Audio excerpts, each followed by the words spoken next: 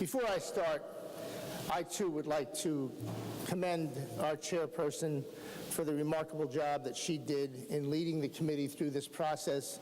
She conducted herself and the committee with grace and dignity, letting all sides have their points to be made fairly and equally. And to all of the committee members on both sides of the aisle, congratulations on the work. It is quite an honor to sit on this committee. You learn more about government by being on this committee than you probably would doing anything else down here. And it's been a pleasure working with each and every one of you.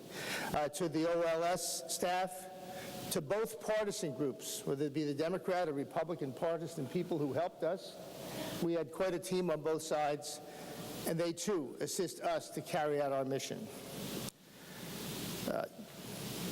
I'd like to just say, we're here again, talking about the same thing we have for the last several years.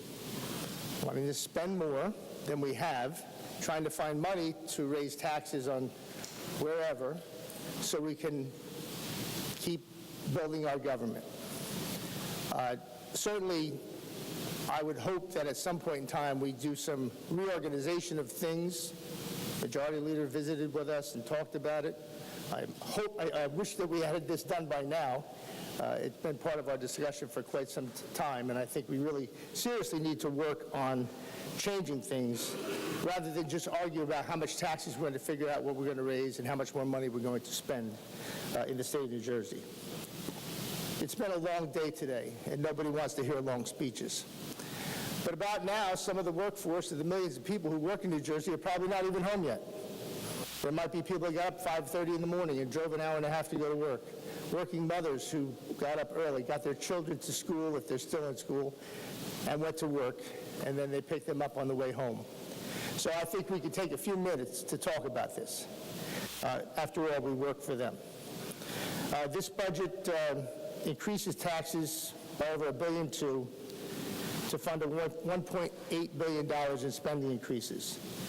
It anticipates a little less budget than a little less surplus than we probably should. But the reality is, it's the same discussion every year. We try to do too much, and we never have enough. We really need to reorganize. You know, when I talk to my neighbors in my community, the people I would see every day, there's frustration. There's people that are upset that they're working longer hours to make less, and yet the government's back in their pocket one way or the other. It's turning into outrage, quite frankly. And at some point in time, not only are people going to leave, they're going to be damn mad at all of us. So we really need to work harder during the rest of this year to get some things done to change how we do business in the state of New Jersey. So frankly, we're not going through the same argument we're having this year and every other year since I've been here. People are worn out, and they're tapped out, and they've had about enough. And quite frankly, we're ending a period of about 9 years of economic growth in the country. And sooner or later, that slowdown's going to come. And we're going to have to figure out how to cut programs back that maybe we don't want to cut back, and we're going to be searching for areas to dig for revenue that may not be there. So I caution all of us to approach every budget with caution.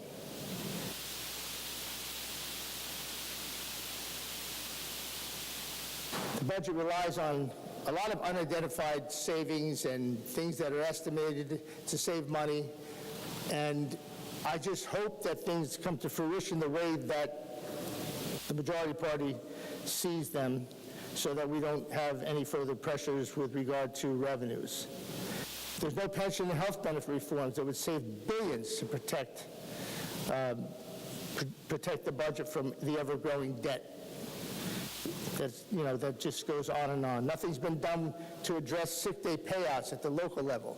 So not only are we affecting the cost of state government, what we don't do here is still driving costs up at the local level, and we do have some of the highest property taxes in the nation.